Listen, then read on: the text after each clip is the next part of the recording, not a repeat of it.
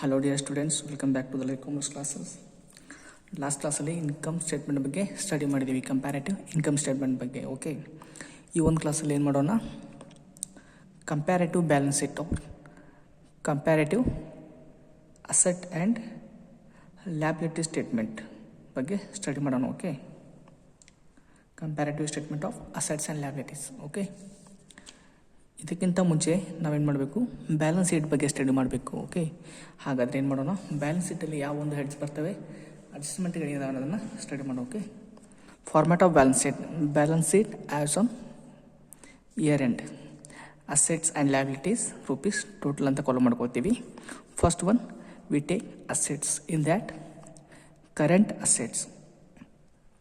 Current ಅಸೆಟ್ಟಲ್ಲಿ cash in hand, cash at bank, bills receivable, debtors ಒಳಗಡೆ less, reserve for doubtful debts, stock in trade, marketable securities and prepaid expenses. These all are the current asset. Okay, so total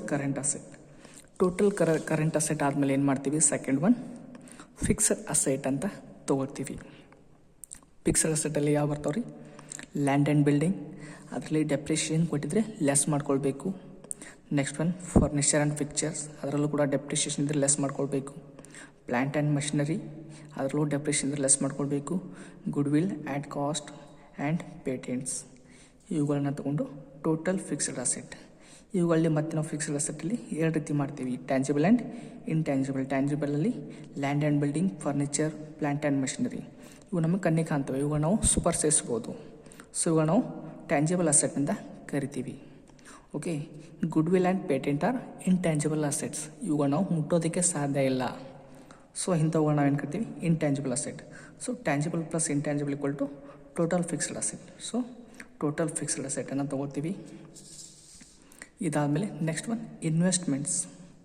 ಏನಾದರೂ investment ಮಾಡಿದರೆ ಅದನ್ನು ಕೂಡ ನಾವು ಅಸೆಟಲ್ಲಿ consider ಮಾಡ್ತೀವಿ. For example, investment in government securities, investment in shares, investment in debentures. Okay, ಈ ಮೂರನ್ನು ತಗೊಂಡು ಟೋಟಲ್ ಇನ್ವೆಸ್ಟ್ಮೆಂಟ್ ಅಂತ ಕನ್ಸಿಡರ್ ಮಾಡ್ತೀವಿ. ಸೊ ಕರೆಂಟ್ ಅಸೆಟ್ ಆಯಿತು, ಫಿಕ್ಸ್ಡ್ ಅಸೆಟ್ ಆಯಿತು, ಇನ್ವೆಸ್ಟ್ಮೆಂಟ್ ಆಯಿತು. Next one other assets. ಈ ಕರೆಂಟ್ ಅಸೆಟ್, ಫಿಕ್ಸ್ಡ್ ಅಸೆಟ್ನ ಹೊರತುಪಡಿಸಿ ಬರ್ತಕ್ಕಂಥ ಅದರ್ ಅಸೆಟ್ಗಳು ಯಾವ, ಫಾರ್ ಎಕ್ಸಾಂಪಲ್ ಅಡ್ವಾನ್ಸಸ್ ಟು ಡೈರೆಕ್ಟರ್ಸ್ಗಳಿಗೆ ಏನಾದರೂ ಅಡ್ವಾನ್ಸಸ್ಗಳನ್ನ ಪೇ ಮಾಡಿದರೆ ಅದು ಕೂಡ ನಾವೇನು ಮಾಡ್ತೀವಿ, ಅದರ್ ಅಸೆಟ್ಸಲ್ಲಿ ಕನ್ಸಿಡರ್ ಮಾಡ್ತೀವಿ. ಓಕೆ, ಸೊ ಈ total A plus B plus C plus D plus E ಅಂದರೆ ಯಾವ ಹೇಳಿ, current asset, fixed asset, investment plus other assets, ಇವೆಲ್ಲವನ್ನು ಟೋಟಲ್ ಮಾಡಿಕೊಂಡು ಟೋಟಲ್ ಅಸೆಟ್ಸ್ ಅಂತ ಇಡ್ತೀವಿ. ಓಕೆ, ಇದಿಷ್ಟು ಅಸೆಟ್ ಸೈಡ್ ಫಾರ್ಮ್ಯಾಟ್. ನೆಕ್ಸ್ಟ್ ಬರೋದು ಲ್ಯಾಬಿಲಿಟೀಸಲ್ಲಿ ಏನು ಕನ್ಸಿಡರ್ ಮಾಡ್ತೀವಿ, ಫಸ್ಟ್ ಒನ್ ಕರೆಂಟ್ ಲ್ಯಾಬಿಲಿಟೀಸ್. ಇದರಲ್ಲಿ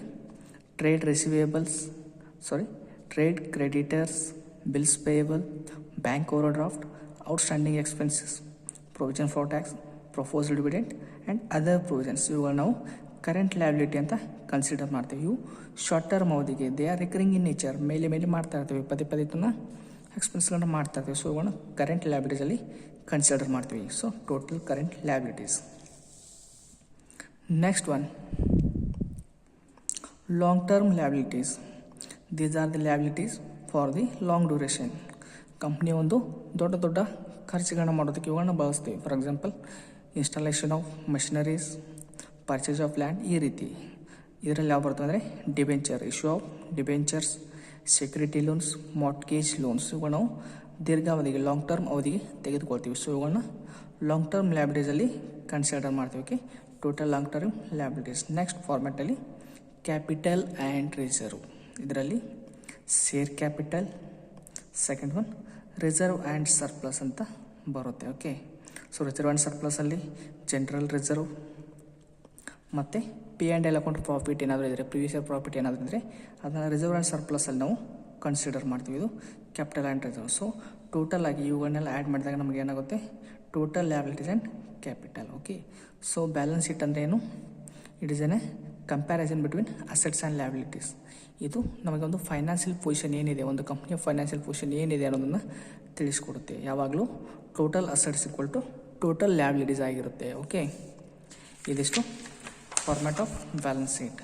ಇನ್ನು ಏನು ಮಾಡೋಣ, ಪ್ರಾಬ್ಲಮ್ಸನ್ನು ಸ್ಟಾರ್ಟ್ ಮಾಡೋಣ. Okay, thank you.